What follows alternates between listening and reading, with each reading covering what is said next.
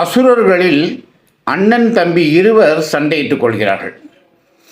அதில் வெகு நாட்கள் சண்டை கழித்து தம்பியானவன் அண்ணனை வென்று விடுகிறான். அண்ணனை வென்ற அந்த நாள் நட்சத்திரத்தை சேஷ்டா அக்னி என்று தேவர்கள் பெயர் வைக்கின்றனர். இந்த சேஷ்டா என்பது மூத்தவன் அல்லது அண்ணன் என்று பொருள்படும். அந்த சேஷ்டாக்னி அப்படி என்பது மூத்தவனை வென்ற நட்சத்திரம் என்று பொருள்படும். இதனை இந்த நூல், அதாவது பிரம்மஸ்ரீ சேஷாத்ரிநாத சாஸ்திரிகள் இந்த நூலை எழுதியிருக்கும் போது அந்த நட்சத்திரத்தில் குறிப்பிடுறார். அப்போது ஒரு ஆண் தன்னுடைய அண்ணனை வெல்லக்கூடிய தன்மையை பெற்றிருக்கக்கூடிய நட்சத்திரம் சேஷ்டா என்று சொல்லக்கூடிய கேட்டை நட்சத்திரம். தமிழில் கேட்டைன்னு சொல்கிறோம், வட சொல் சேஷ்டா. சேஷ்டானா மூத்த அண்ணன்.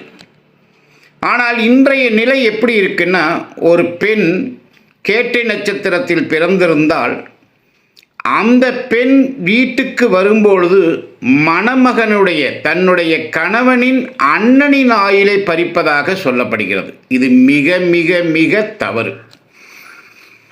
எனவே வேதம் என்று சொல்லக்கூடிய அந்த நூலிலிருந்து எடுக்கப்பட்ட இந்த தகவல், ஒரு அசுரன் தன் அண்ணனை வென்ற காலத்தை, அந்த நட்சத்திரத்தை சேஷ்டாக்னி என்று சொல்லப்பட்ட பொழுது அதனை ஒரு பெண்ணிற்கு கொடுத்து அந்த பெண் தன்னுடைய புகுந்த வீட்டிற்குள் வந்தால் அவர் தன் கணவனின் அண்ணன் ஆயுளை குறைப்பார் என்று சொல்வது மிக தவறு என்பதை புரிந்து கொள்ள வேண்டும். ஒரு அண்ணன் தம்பிக்குள் இருக்கக்கூடிய பிரச்சனை அது. ஆயுளெல்லாம் கொள்ளாது. யாருடைய நட்சத்திரமும் அடுத்த நட்சத்திரத்துடைய ஆயுளை கொள்ளாது, அடுத்தவருடைய ஆயுளை கொள்ளாது. அது அவங்க சொந்த ஜாதகத்தில் தான் ஆயுள் இருக்கும்.